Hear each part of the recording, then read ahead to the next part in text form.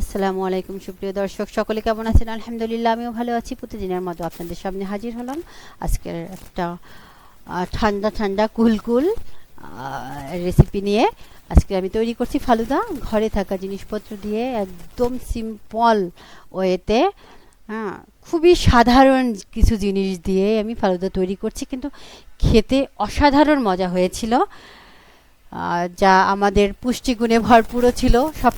সব দিক বিবেচনা করি আমি এগুলো এটা তৈরি করি সব সময়। আসলে আমি প্রথমে দুধ নিলাম, দুধের ভিতরে চিনি দিয়ে দিলাম, ভালো করে নেড়ে নিচ্ছি। তারপরে সাবুগুলো ভিজিয়ে রেখেছিলাম, ধুয়ে ভিজিয়ে রেখেছিলাম, সেগুলো দিয়ে দিচ্ছি। এই যে দিয়ে দিলাম। এখন একটু লবণ দিয়ে দিলাম স্বাদের জন্য। হচ্ছে আমি একটু ঘ্রাণের জন্য দারচিনি, এলাচি এগুলো দিয়ে দিলাম। এভাবেই সবাই তৈরি করে নিতে পারেন ঘরোয়াভাবে, কোনো রকমের ফুড কালার ব্যবহার করিনি। খুবই সামান্য কিছু জিনিস দিয়ে, ঘরে থাকা ইনগ্রেডিয়েন্ট দিয়ে, অল্প কিছু ফল দিয়ে আমি সেটা তৈরি করে নিচ্ছি। ভালো করে নেড়ে দিয়েছি যাতে চিনিটা গলে যায়, সাবুটা লেগে না যায়।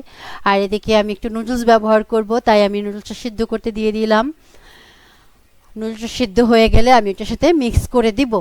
ভালো করে নুডলসটা নেড়ে চেড়ে সেদ্ধ করে নিচ্ছে। আপনারা আপনাদের ঘরের বাচ্চা, অন্যান্য সবার পরিবারের সদস্যদেরকে এভাবে ফালুদা তৈরি করে খাওয়াতে পারেন খুবই সহজভাবে, কোনো ঝামেলা কিছুই নেই। এটা আগে তৈরি করে রেখে দিতে হবে যাতে এটা ঠান্ডা হয়। ঠান্ডা হলে ফ্রিজে রেখে দিব। তারপরে হচ্ছে ইফতারের সময় এটা বের করে আমি পরিবেশন করব, এই জন্য আমি আগে তৈরি করে নিয়েছি। এই যে দেখুন, আমার সাবুগুলো হচ্ছে একটু সিদ্ধ হয়ে গেছে, অনেকটাই সিদ্ধ হয়ে গেছে। একটু ঘন হওয়ার জন্য আমি অপেক্ষা করছি।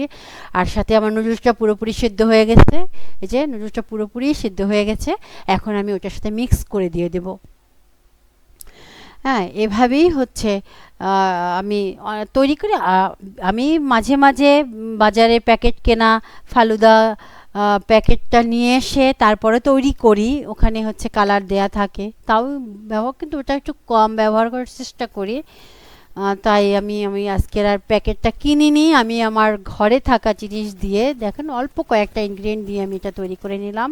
এই যে আমার নুডলসটা দিয়ে দিয়েছি এবং ভালো করে নেড়ে নিচ্ছি যাতে নিচে লেগে না যায়, যেহেতু চুলা আঁচটাও মোটামুটিভাবে থাকবে। খুব বেশি আঁচও দেওয়া যাবে না, একদম অল্প আঁচ দিলেও তো ওটা ঘন হতে অনেক টাইম লাগবে।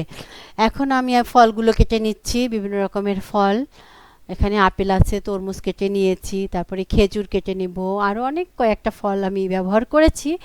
যাই হোক, আমি রেখে দিয়েছি ফ্রিজে। এখন এই যে ইফতারির টাইমে বের করলাম, বের করে আমি এটাকে সবাইকে পরিবেশনের জন্য রেডি করলাম। দেখুন, আমি সব কিছু আইসক্রিম দিয়ে এবং সাথে একটু রুয়াবজা, কালারের কম্বিনেশনটার জন্য আমি রুয়াবজাটা ইউজ করেছি।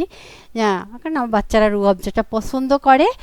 আর রুয়াবজার যেহেতু শরবতও আমরা করে থাকি, খাই, এই জন্য আমি এই ফালুদা রুয়াবজা ব্যবহার করেছি। দেখুন কত সুন্দর হয়েছে, খেতে কিন্তু অনেক মজা হয়েছিল। ধন্যবাদ সকলকে।